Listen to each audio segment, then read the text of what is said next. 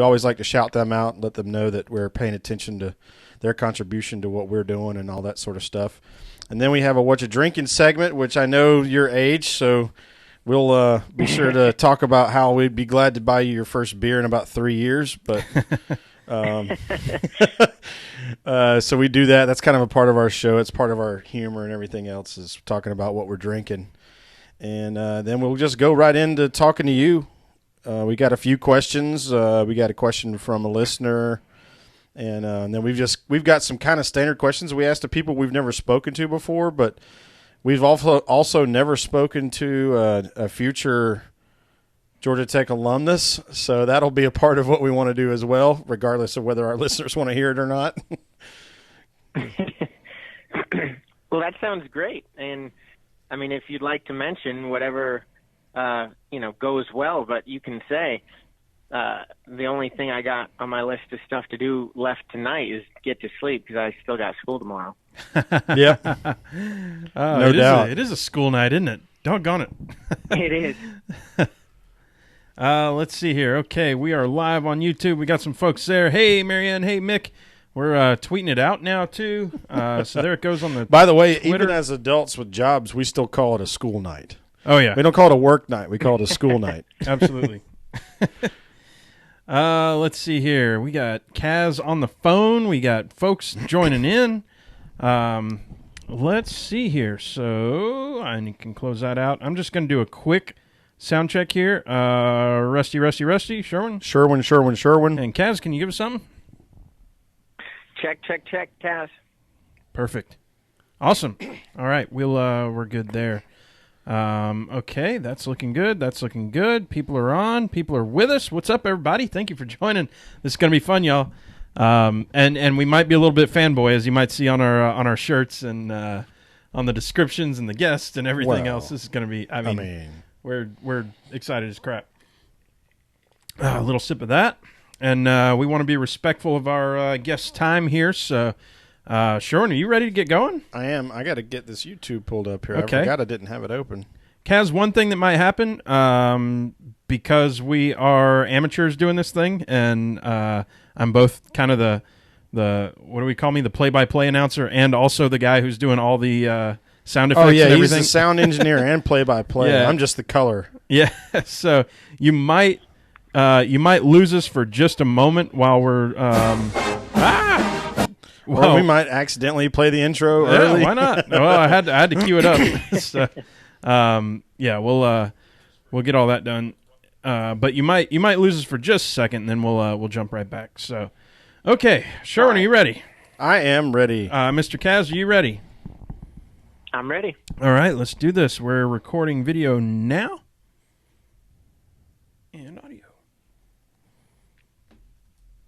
The PETM podcast is sponsored by you. That's right. Go to patreon.com/PETM and join the What You Drinking Club for as little as $1 a month and get that free koozie, y'all. Best part is every cent in 2017 is donated to sponsoring drivers. So join that PETM posse today. Be a part of the sport you love. And this week's show is brought to you by our official sponsors at the $5 and up per month level. That's Catherine Kingston, Ashley Stang, Jeffrey Whitler, Mark Wiley, Craig Smolders. Welcome, Craig, to the PTM posse there.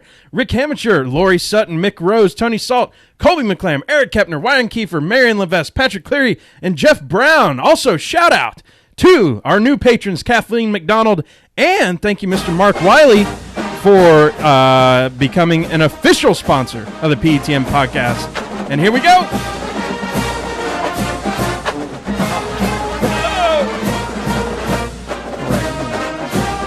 Of an engineer, welcome y'all! That's right.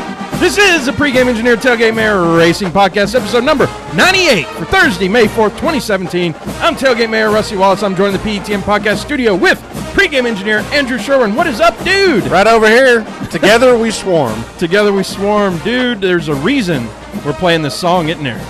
Beyond what we would normally want to do is just play it whenever. Yeah. I mean, we actually have a good reason today. It's a song. Go Jackets! Yeah. So we're super excited, y'all, for this episode, and super excited for our guests coming up here. Without further ado, let's bring him on. He is the driver of the number 33 Chevy Silverado for GMS Racing. He is the winner of this year's Next Energy 250 truck race at Daytona. Holy crap, dude. And living in Westboro, Massachusetts, he is a soon-to-be a Ramblin' Wreck from Georgia Tech and a hell of an engineer. It's Kaz Grala. Kaz, what's up, man? Exactly what you said. Just fresh off of this college announcement, which I made earlier this week. Man, that is so cool. How has the response been for you? It's been great. I think I put out a poll last week on Twitter asking NASCAR fans what they thought I should do, and if you add up the percentage for Georgia Tech and take a gap year, that adds up to 2/3 of the votes. So I definitely have pleased 2/3 of the people because I will be taking not quite a gap year, but a gap semester to be able to focus on the NASCAR playoffs. And I'll begin my classes at Georgia Tech starting in January of 2018. So I think the response has been great. People definitely like the decision. And most importantly, I think come January, I'm really going to be liking the decision. Yeah. We're, what's funny about all that is, well, before we get to that, actually, we got to do the same thing we always do every time. Kaz, what are you drinking today? Now, before we get to that, though, we know Kaz is, he's an upcoming freshman at Georgia Tech. So we'll let him at least, Kaz, at least lie to me. I don't want to be liable for anything. Don't upset your mom. I don't have to lie to you. I'm drinking cranberry juice. Drinking cranberry juice. All right. That is an original response. Yeah, it is, actually. For a PTM guest. I'm drinking sugar water. Mine happens to be mixed with something. Sherwin, what are we drinking here? Oh, well, we have a segment later, but let's just say, let's call it sugar water and whiskey for now, and we'll explain what it is later. But I'm going to open this beer right now for a couple of reasons. Why? Let's see. One is it's in this really pretty gold and white can. White and gold. Up with that white and gold. And it just happens to be that the two kids, I call them kids still, that started Second Self Brewing in West Midtown, graduated from Georgia Tech. Man, that's so cool. Hey, we brought the Georgia Tech for you today, Kaz, huh? Yeah, I can definitely hear that. Sounds like you guys are totally into the spirit. I love it. Absolutely. So what was funny was that you had mentioned an online survey. I believe back when me and Sherwin were in school, there was like a ESPN. They do that like mascot challenge every year, and you vote on whichever one. So whichever mascot should win. Yeah. I believe Buzz, the Georgia Tech mascot, won by something like 12 trillion votes, I believe was the number. So yeah, we solicited the outer regions of the universe and got all the votes. So when it comes to online surveys, Georgia Tech, we got some nerds, y'all. Somebody wrote an algorithm before they knew how to do that "Am I a robot" thing. Yeah. So yeah, maybe your decision to go to Georgia Tech, whether it was influenced by that or not, I'm glad that that they were able to convince you there. So.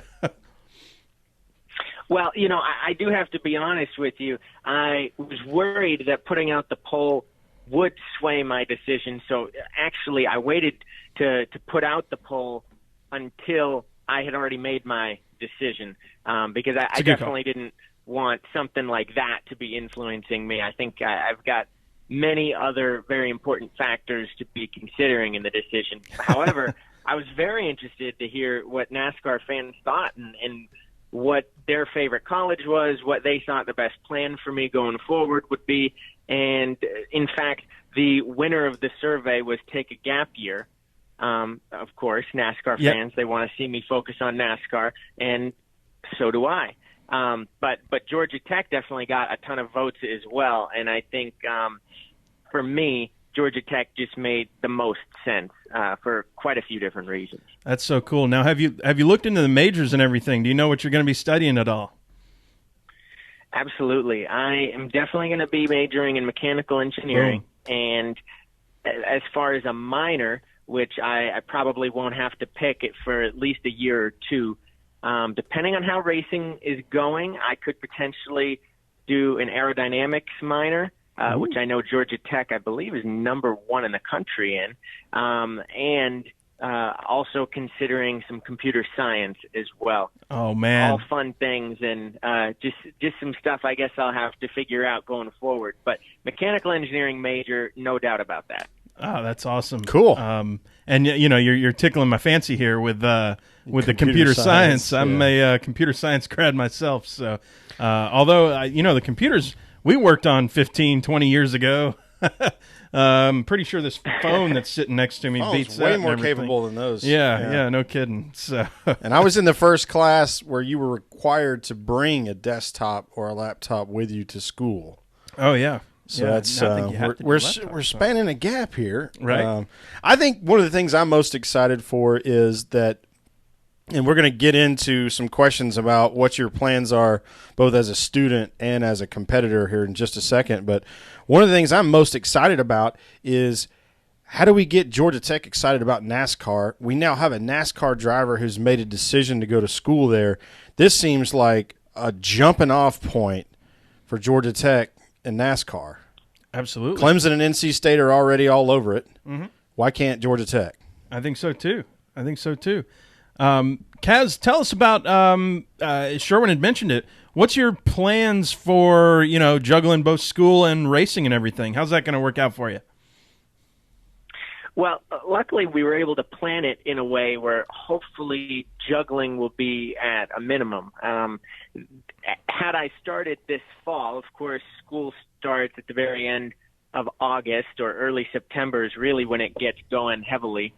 And exactly at that same time is also when the NASCAR playoffs start, which I'm pretty securely locked into after winning at Daytona this year. So not only is that going to be the busiest time of my racing career ever, but starting college would be the busiest time of my academic career ever.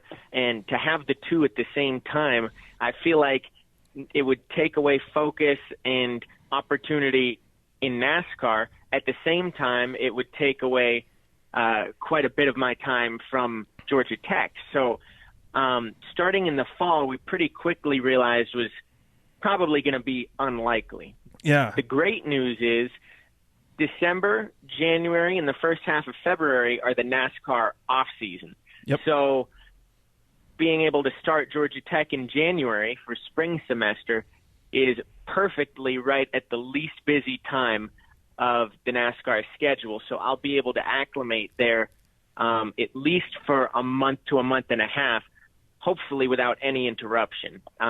And even once the season begins, in the Truck Series specifically, I'm talking to you right now, it's May.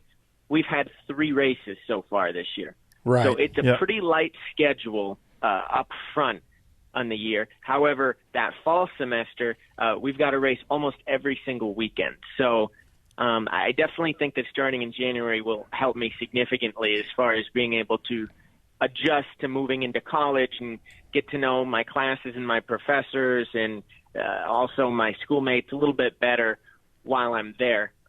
So I'm really crossing my fingers that there won't be a whole lot of juggling.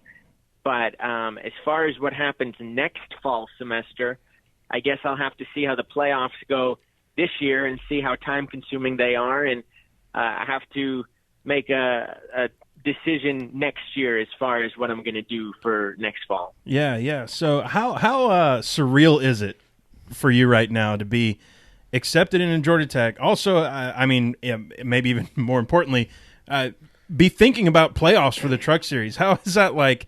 How crazy has that been for you? Just thinking, well, I got to juggle. I've got this stuff going on. I got to graduate high school. I got to do the NASCAR Truck Series playoffs, and then I need to start college. Like it seems so crazy to me. Has it been that way for you?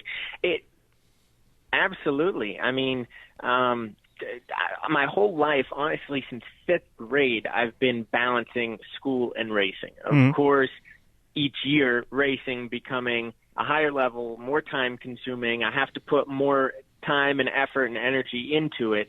So it's just gotten significantly harder each year. But I've always had that balance, and that's always been my routine. And it's made racing very difficult for me. I've done a pretty good job with what I can, but It's definitely hard not being down at the shop, not getting to know the guys on your race team better Monday through Friday. I mean, there's sponsorship meetings that you'd like to be at. There's all sorts of things down in Charlotte, North Carolina that you'd like to be at, but with high school, you just can't be. So I've lived my whole life trying to juggle the two, and even though the playoffs are going to be a huge time commitment and a huge challenge for me, me looking at it thinking, oh, well, heck, I'm going to have nothing to focus on but that at that time. That sounds amazing to me because I've never actually had the opportunity to put all of my time and energy into racing. So I'm pretty excited to see what that's like. What was the first few days of school like after winning at Daytona? Do you go back and you're just like, hey, I'm the man. Y'all just back off. Or like the you walk in and teacher's like, we're just going to let him teach class today. Well, for a few years, freshman year, sophomore year, I was racing in the K&N series, which is televised but on a tape delay. So not really many people at school would watch it because it'd be a week later, blah, blah, blah. So most kids didn't really understand my racing or know anything about it.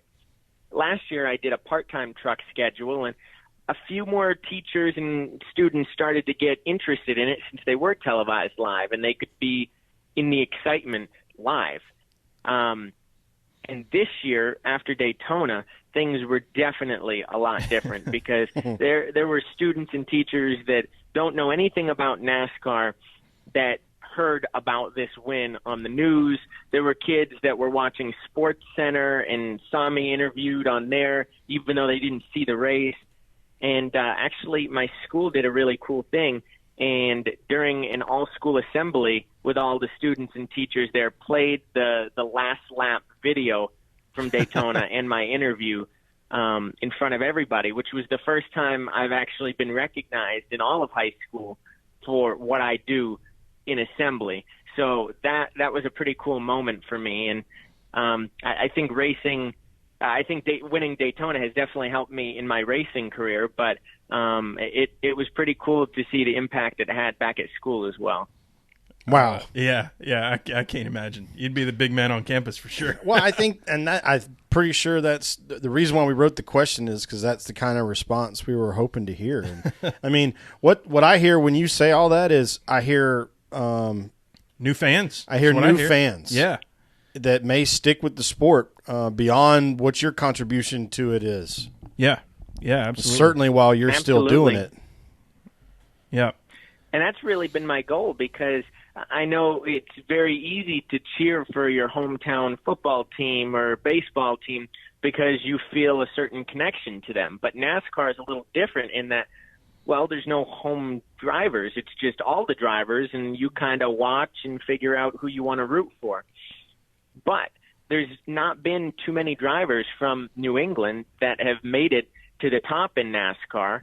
And I think that could be part of the reason why the fan base is a little bit smaller in New England. So I'm hoping that if I can keep doing this, I can introduce people up in New England to NASCAR and get them excited about it and try to grow the sport. I love that. I absolutely love that. Kaz, who was your favorite driver growing up? I think that's an easy one. That was always Jimmy Johnson for me. Oh, wow. I think when I started racing NASCAR, or when I started watching NASCAR, rather, that was right in the thick of Jimmy winning just about everything there was to win. And some people like to hate a winner. I personally like to root for a winner. I think that's pretty cool to see him doing and having all the success that he has had. And as a race car driver myself, I've always been able to look up to his interviews, the way he carries himself off the track, the thought that goes into every move he makes on the track. I mean, there's a reason he's won so many championships because he doesn't make any, unintelligent moves out there. I mean, he's really calculating everything, and I think a lot of young drivers can learn a lot from watching that. Have you had a chance to meet him yet? I have not officially shaken his hand personally, but at the NASCAR rookie seminar this year in January, which is little essentially school day that NASCAR puts on for every Cup, Xfinity, and Truck rookie contender that year. They always have a keynote speaker, and this year the keynote speaker was Jimmy, which was pretty cool to see. And of us rookies, there were probably only about 30 of us, so it was fairly personal and one-on-one. Yeah. He was only a few feet away from me, but I didn't actually meet him individually, so hopefully someday. Hopefully soon. I mean, Daytona champion. I mean, shoot. Yeah. That ought to happen. So I've actually met quite a few of the Cup drivers. I'd say probably the majority of the field, but Jimmy Johnson has eluded me thus far. So in light of recent events, there's a question I wanted to ask you to set up a discussion that obviously we probably need to race through at this point. So I'm just going to ask the question out of curiosity. How long have you been racing in a series that requires a spotter? That is a very interesting question that I have never heard. Well, let me think about it. When I was 14, I started racing late models. But the last year I raced in legend cars, they actually allowed spotters as well. So I'd say 13. So I'll say 5 years. This is my 5th year with spotters. Okay, so that's the lead-in to the Jimmy Johnson Jr. thing. So on Junior's podcast, they had Jimmy call in from Aspen or wherever he lives now. Yeah. And Jimmy basically just said, there's a pouch on the side of the door there on your left side where you put a couple of different things. Usually you put your phone in there until Brad set Twitter on fire at that Daytona. But it's your hat and it's something else, he said, and then it's if you've got a water bottle there, like if your drink system isn't working and you need to put a bottle there. So apparently there was so much jostling around going on in the car that Jimmy was trying to prevent the water bottle from getting down in underneath his feet when Earl was trying to tell him that when he came off the corner, he and Jimmy were going to be side by side, or Junior, sorry. Yeah. And he just didn't hear it because he was so concerned about this water bottle getting up under his feet. And so that's what happened there. And so I guess what the question is for me is, what's the weirdest thing that's happened on the track between you and your spotter, and just what was your reaction to it? Definitely the weirdest thing that's happened between me and my spotter was actually at Daytona this year. And the problem was that nothing was happening between me and my spotter because I looked down. In my hand, I was holding my radio plug, not attached to anything. That was lap 79. And I raced in second place from lap 79 to lap 95 without any radio at all because I couldn't get it into the little plug on the side of my seat. And let me tell you, there are a lot of places that it would be terrifying to lose a spotter at. Nothing compares to Daytona. There is no place out there that you want and need a spotter more than Daytona. And that was my first super speedway ever. So I was sweating even worse while that was happening than I typically would in the car. Luckily, when the caution came out to give us a green-white checkered, I was able to fiddle around and find the plug-in and get my spotter Eddie DeHunt back in my ear for that green-white checkered, and I'm pretty glad that I did. Yeah, I think you might have, or your team may have got some TV airtime about that particular situation. I can't remember if it was before the actual finish or after, but there was definitely some mention of it, and that made it even more impressive that you survived that wreck to win and then race so long with no communication in a plate race. Oh, man. Those of us that listen to the scanner all the time know that a plate race, a spotter basically doesn't shut up for 2 or 3 or 4 hours. Right. That makes it even crazier. Speaking of crazy, Kaz, what's one of the coolest things you're able to that getting that win at Daytona allowed you to do? What's one of the wildest things you did after that? Well, something cool was walking around the track the next day for the Xfinity race and the Cup race.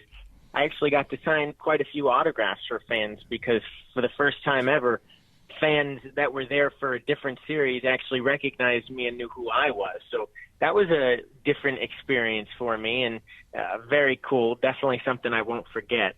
And that same day, actually, for the Cup race, the Daytona 500, I got to walk down the grid right before the race started and I met and shook hands with every single team owner down the garage and talked to quite a few of the drivers as well. And that did include Mr. Hendrick, and he's probably the coolest person I've ever met. So it kind of took the hoodwink off. Right.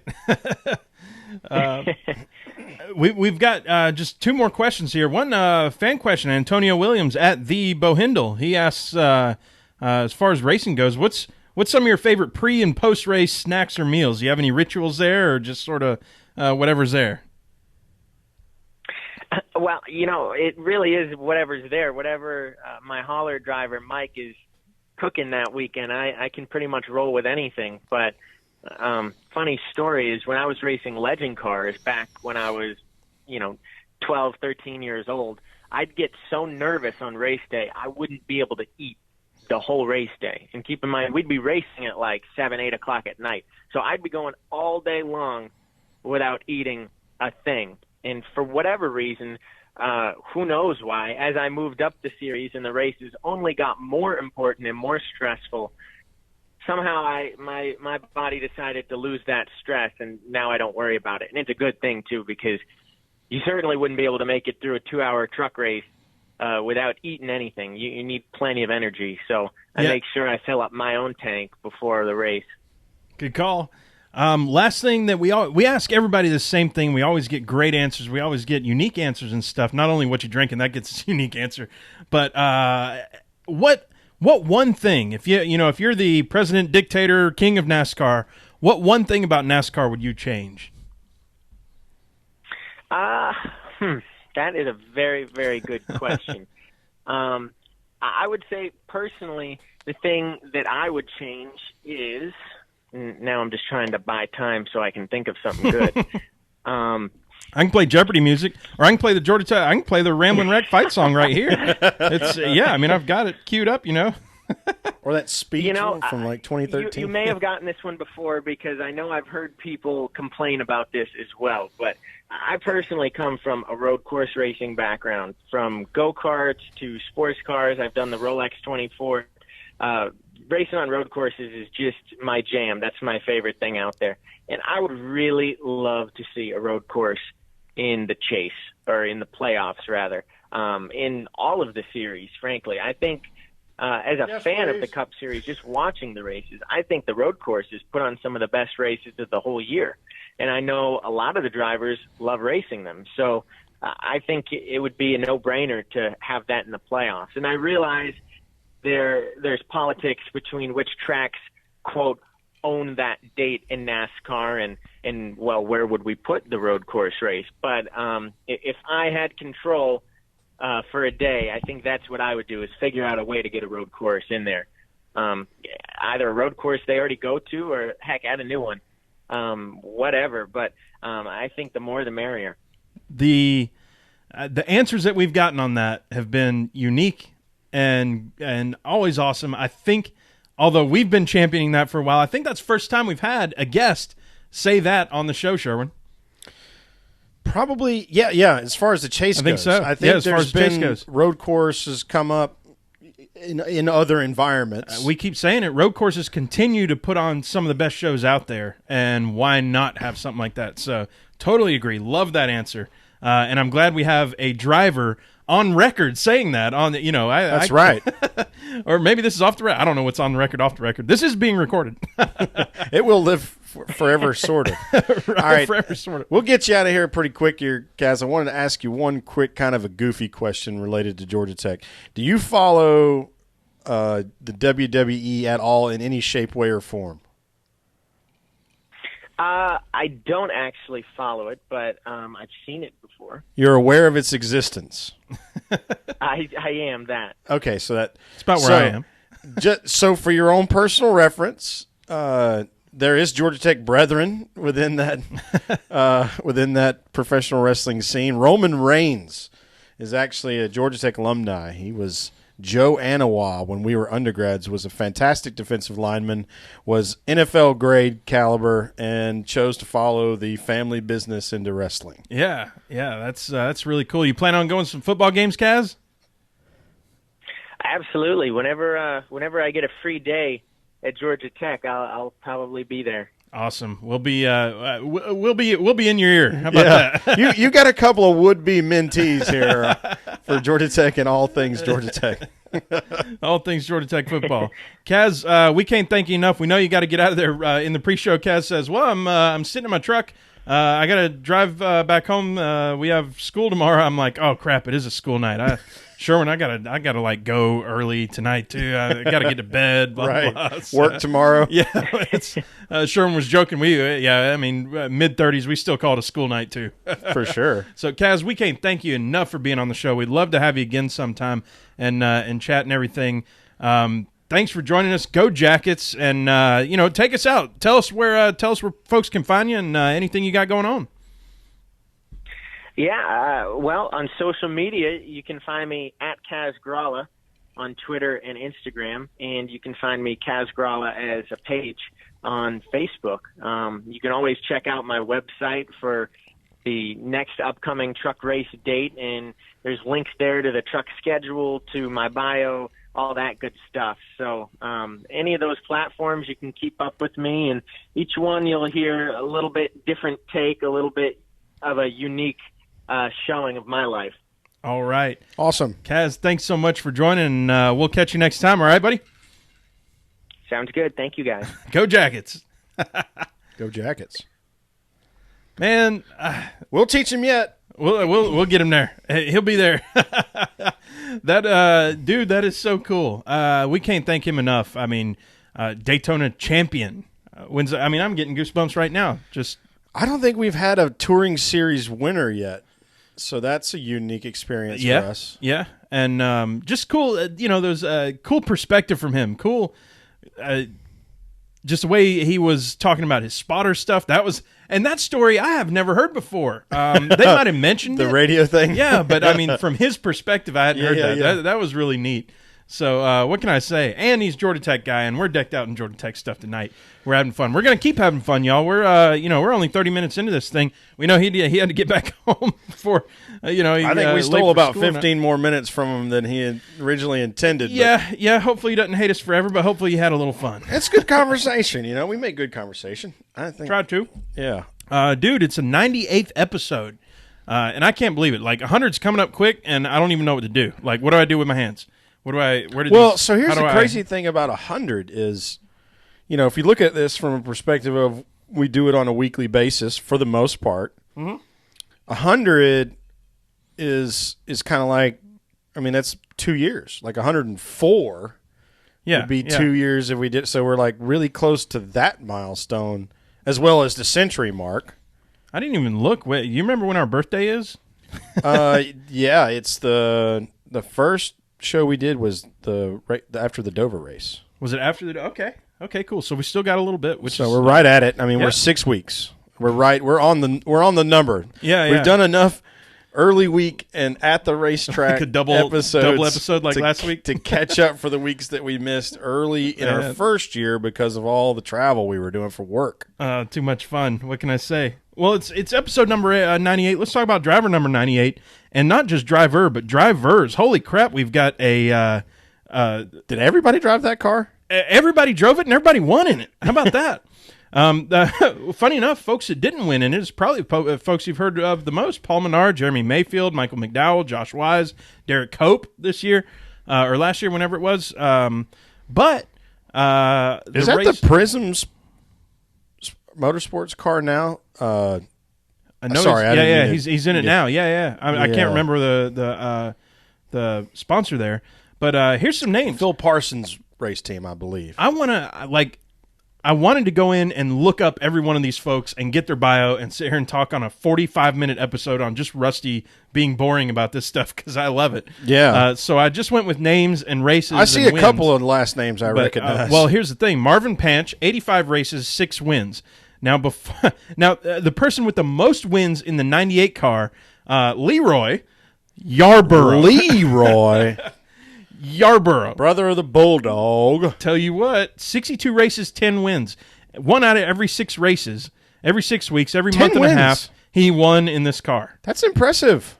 That's got to be in the top. Especially when he raced. That means that they showed up and every 6th time they showed up, they won. And they probably didn't race anywhere close to a full schedule. And he's not Kale, so you don't really hear about him. Right. He's not 83 wins Kale. But Leroy Yarborough's got 10 wins in this car. It's crazy to me. It is to me, too, because of some of the things we've been talking about lately about how hard it is to get a win. Mm-hmm. We saw Joey just got his 18th win, and what that means for us. That means he broke a tie with Casey Kane, as Ryan Newman did earlier this year. Yeah. And it's like, wow, you look back on those accomplishments and you say, well, winning 17 races is hard. Well, you look at Jamie McMurray. Mm-hmm. Feels like he's had a fairly successful career, right? Yep. 7. Yeah. He's only won 7 times. 4 of them on restrictor plate races, oh, by the way. Well, so that ties in well to the Talladega weekend. But true. Anyway, we can get back to the Driver 98, but 10 wins, 62 races, that's a better percentage than Jimmy Johnson.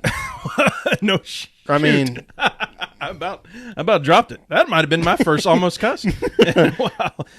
John Andretti, 40 races in the 98, 1 win. Of course, John Andretti won. Hats off to him, fighting some pretty severe cancer stuff. Oh, true, yeah. Stage 4 colon cancer. Holy crap. Hats off. And drinks up for that in thing. the air. Mm-hmm. Cheers. Sam McQuagg, who I don't even know who he is, to be honest. I mean, I hate that. I never heard that name. And that's why I want to look him up. 16 races, 1 win. Eddie Gray, I think we talked about him before. Eddie Gray, 9 races, 3 wins in the 98. I'm going to just race this How do few you times. do that? Did he race in like the 50s? Is that what it was? Maybe. I can't remember. Johnny Mance.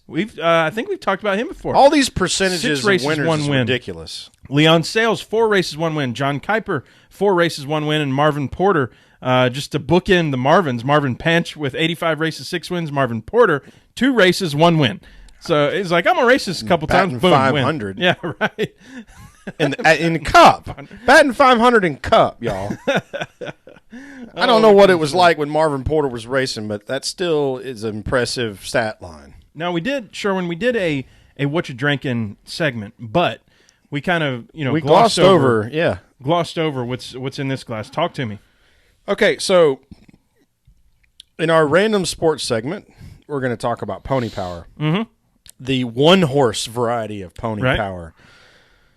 The thoroughbreds are running at Churchill Downs again. Oh, yeah? For the 143rd time. That's nuts. That's crazy. The Kentucky Derby. So what we have is a sweet, minty whiskey drink. True. Known well to the masses as a mint julep. And Sherwin brought the thunder. He didn't just bring like mint, I don't know, what do you even call that? Like mint mixer with Evan Williams. He actually brought the real... right. Leaves in this, and there's So the spearmint came from my garden. Nice. I did buy simple sugar just because of how much of a pain it is to get granulated sugar to solubilize in water. It's actually harder than it sounds. You really have to heat it up, and then cool it back off, and that's a pain in the butt. And when you heat it up, it becomes 1,000 degrees. That's the other. Yeah. So let's pour this into something. Exactly. Melt through it. It's freaking napalm, is what it is. That's what you're making. Yeah, you're making napalm. If you're making syrup out of it. Anyway. So, yeah, we got the 1-horse ponies coming up. So, might as well drink mint juleps. I'm sure if we run back the PETM time machine, we'll find ourselves drinking the same thing a year ago and 2 years ago on the podcast. But probably, or at least talked about it. Stuff. Because I'm like a traditionalist. No doubt. I love the Triple Crown. I love watching it, and I love drinking mint juleps during all of the races. Mm-hmm. There's a special drink for Pimlico that I've never made that's related to the pansies or one-eyed Susans. Mm-hmm. I've never made one. I never made that drink because I like this drink too much. Pansy. I know, right? All right, it's time to tear it down here. Holy Jesus! My God, we just blew everybody out of the water there. We had some sound. I'm not going to say issues, but it was funny, really the board changes its like gain levels every time we turn it on. Yeah. So Kaz was it wasn't his fault, but it came in really soft, so I just turned it way up. Yep. And so next thing I know, I turn on that, and we both just jump out of our seats there. Tearing it down, Penske Power, baby, with a win with a star next to it. We're talking about Barry Bonds just broke the record. So I wrote, because I started my notes yesterday. Uh-huh. I had Penske Power written. Mm-hmm. But then I had to add other stuff. Yeah, well, obviously they brought good pieces to that racetrack. Brad was generally considered to have the best car all day. Mm-hmm. Even though it won't say it, on the stat sheet, Joey came from the back to win because they had to change the transmission due to metal flakes found in the oil when they changed out the transmission fluid.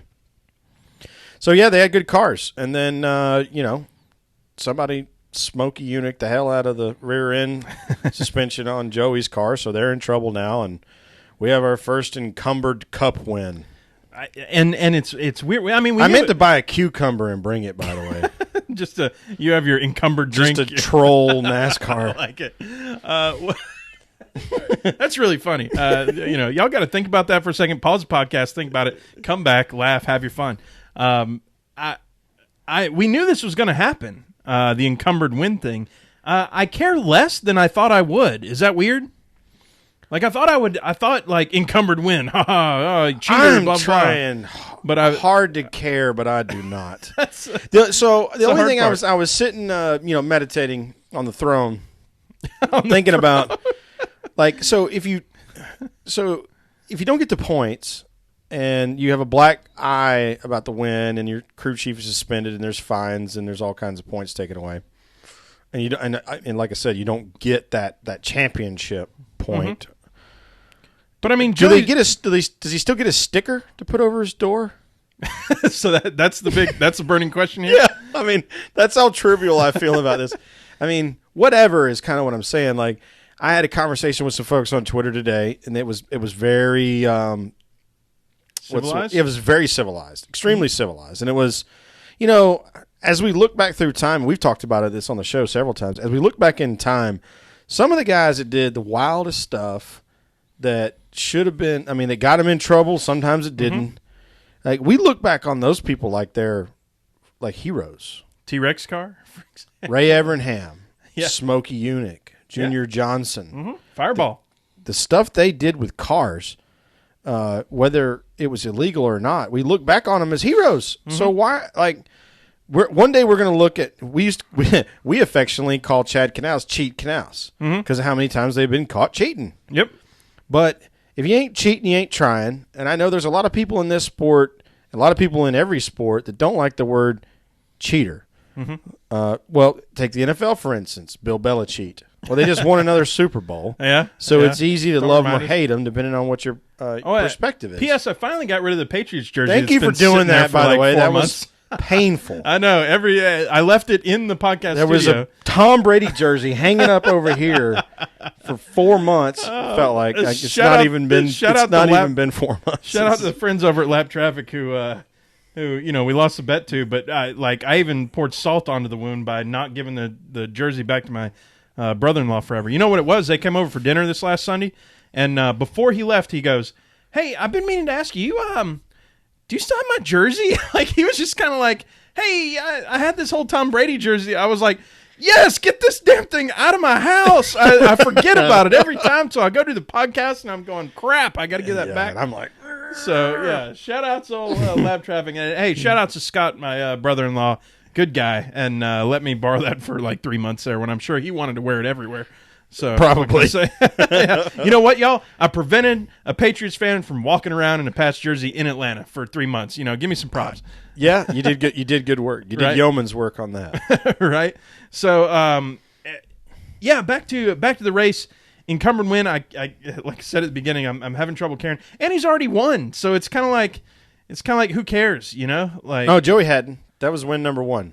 Because it was Brad's won twice. It was the Clash at Daytona or whatever that he won, not the 500, was it? So no, he won the 500 last year. Yeah. That's what you remember. Yep. Okay, so I'm backwards on that. So, So I guess he still has to. I mean, he's going to be in the playoffs. Who are we kidding? Yeah, just look it up. He won the Clash this year. That's what I'm. Thinking of. I remember him doing something. Big who cares? Joey's going to be in the thing. He's going to be in the thing and do the thing. Cares? Yeah. So what can I say? A lot of people on Twitter do, though. Otherwise, I mean, good race. I enjoyed the race. Yeah. whatever. Richmond's great in the daytime. I think they did right by that. I love night races. Coming around on what surfaces can actually make a good night race and which ones can't. Yeah. Yeah, I think that's a good point. So let's go ahead and gas it up. Wow. There it is. Back to plate racing at Dega. So this is like Rusty's soapbox.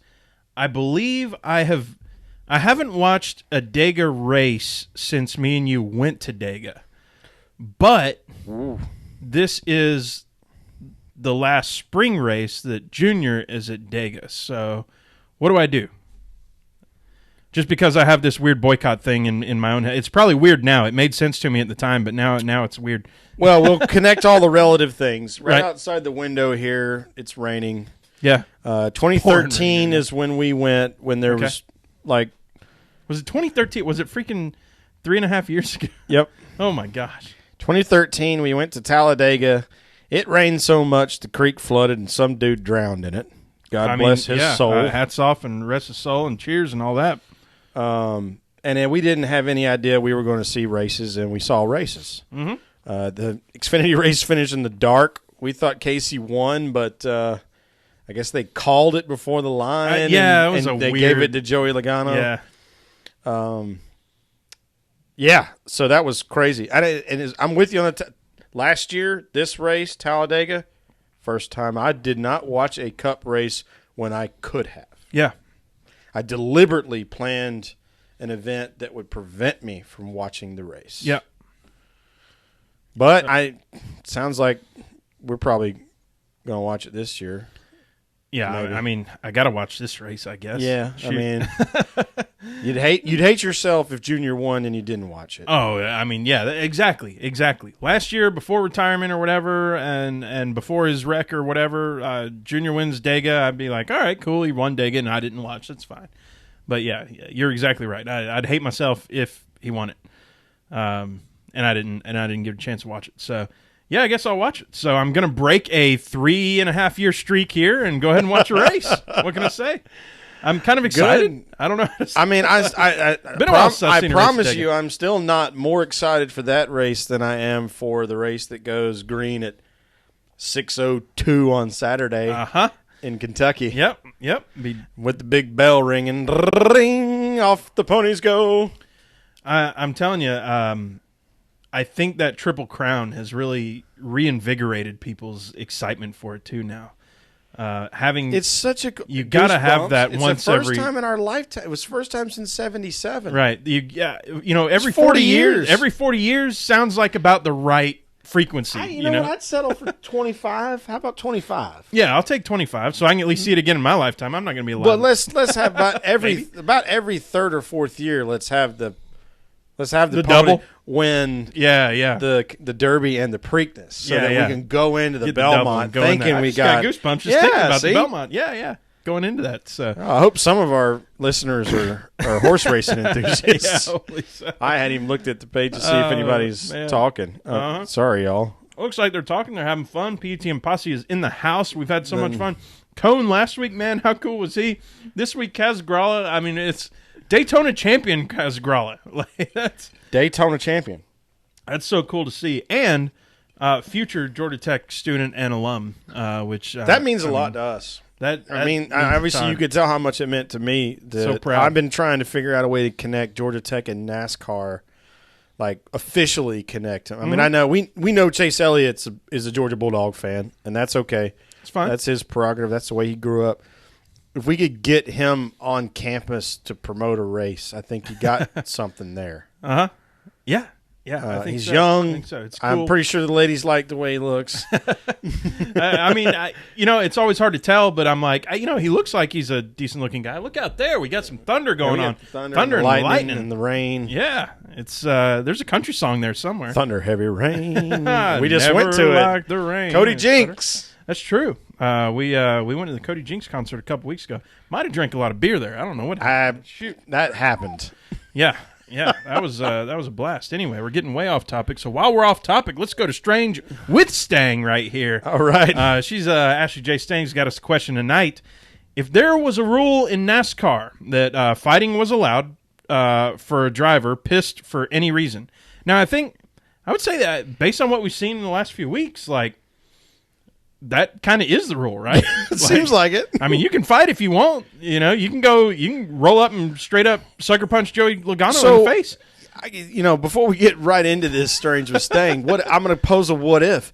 So what if the crew members had already made an agreement that they're just going to immediately form a wall and let these guys go, throw hands? Yeah. What happens then? What does NASCAR do if Joey and Kyle have a multiple punch exchange? So back when I was in high school, after gym class one day, like the two scrawniest, nerdiest kids were real upset with each other. So like Joey and Kyle? Yeah. and in gym class, we had or in the locker room or whatever, we had these cages that were around the lockers or whatever. And so they start like pushing each other and getting upset, and everybody forms a wall, like you're saying, and we shut the door to the cage. Right now, I was among the nerds, whatever, but I wasn't that. I wasn't their level, and so there's jocks that are climbing the cage on the other side to get views and stuff of this. This was pay-per-view television of the two super dorks going at it, fighting, and so in other words, that would be the biggest thing to happen in NASCAR ever. It would be. And there would be, it would be cage match. That would be awesome.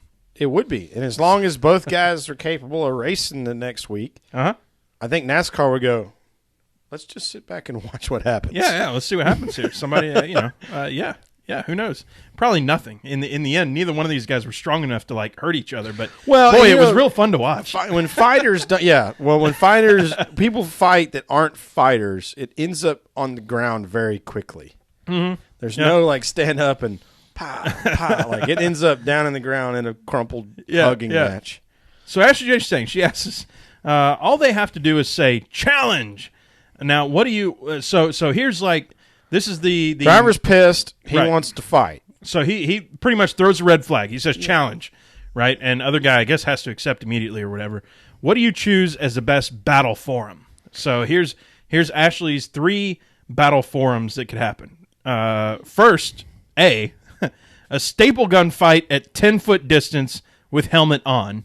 I like that a lot. So here's what I got to know, though. Here's what I got to know before I can vote. Is at that distance, will a staple gun break skin? Let's go with yes, just for the sake of like, because that's what I want to know. Because yes needs to be the answer. Yeah. Get a more powerful staple gun if the answer is not yes, right? Or stand closer. I need for a staple to stick in somebody. Yeah. I just saw Jeffrey Whitler encumbered TKO. That's funny. And with helmets on, does that mean you also need to like? I mean, not for my fan pleasure or anything, but like you got to do the rest like shirtless and pantless, like right. I mean, you got to be in your boxers and a helmet your underwear and a rash guard. Not even a rash guard. No, your underwear. You're wearing a Speedo. Yeah, Speedo and a helmet. Speedo and a helmet and so we've modified staple option A to helmet and a Speedo, and that's it. Mm-hmm.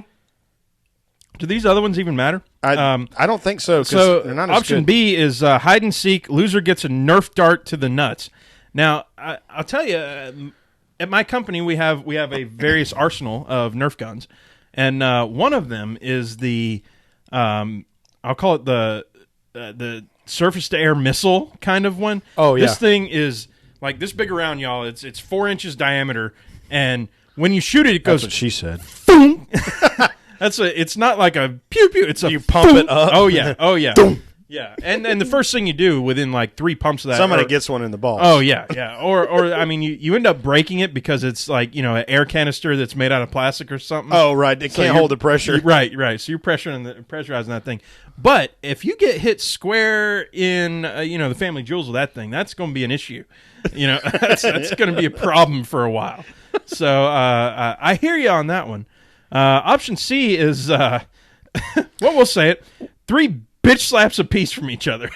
But that's like a contest, isn't it? Like an old school, Like Russian, like vodka in the mouth. You hit each other. You're not allowed to spit it out. If he spits any vodka out, he loses. Yeah. So if we modify C to that, I could get behind that. I think there needs to be a vote, like drivers. Like I would rather see. First of all, B is out because men don't kick men in the balls. Right.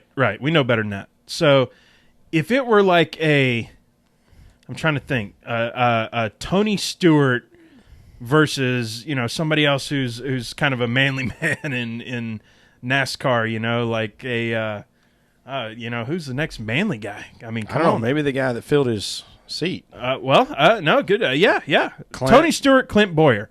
I want to see them do the slap fight with the vodka Russian mouth. vodka shot. Yeah, that's challenge. what I want to see. That's what I want to see. I do not want to see them in their underwear shooting staples at each other.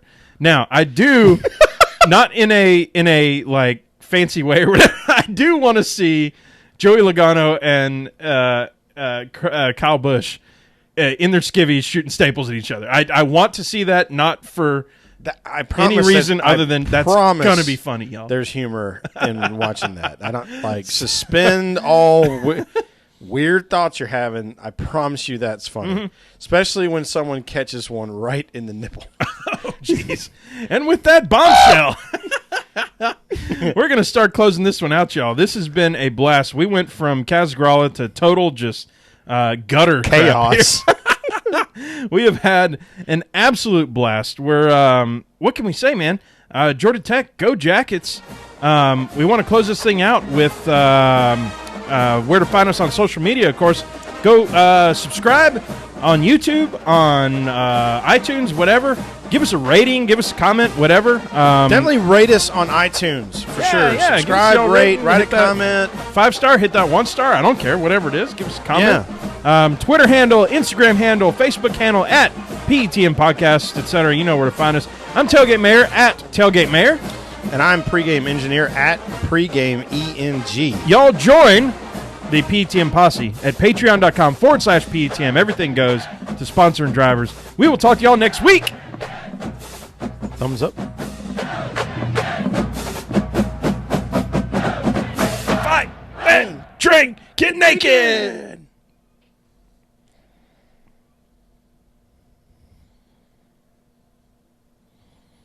All right. Murph wanted to hang out over there. Yeah, we got the cats going crazy. There she is. What's up? Yeah, Kind of done. We're still live on YouTube, but we are on YouTube. we're not live on everything else. Murph can come in for Got a that. Georgia Tech shirt on too. Who's your picks this Not week? you, Whoa, Sushi. shoot, we did forget picks, y'all. Hey, they're telling us we forgot picks. We're doing them on YouTube. We're We're on doing YouTube. picks on YouTube. Yeah, we'll do the picks right now. Dude, who gets to pick Dale Jr.? Like, that's kind of the question. All right, we're flipping something. We'll flip a PTM podcast sticker. All right. All right. What do you want? PTM podcast or you Who suck? did you pick last week? I don't remember who I picked. I picked Blaney, so my pick sucked. I don't know. We'll flip for it. Here we go. I think we both did really terrible. I'll give you podcast side up. All right. How about this? Okay. We're going to flip one of each. Okay. And then like the average or something happens here. No, so, all right, so I've got...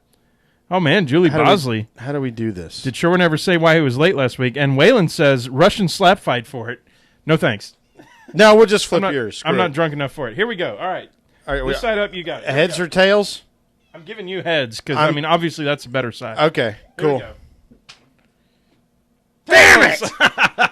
I picked Dale Jr. God damn it. All right. Brad Keselowski. Okay. Brad K. Great choice, actually. That's fun. Thank you for reminding us. That's awesome.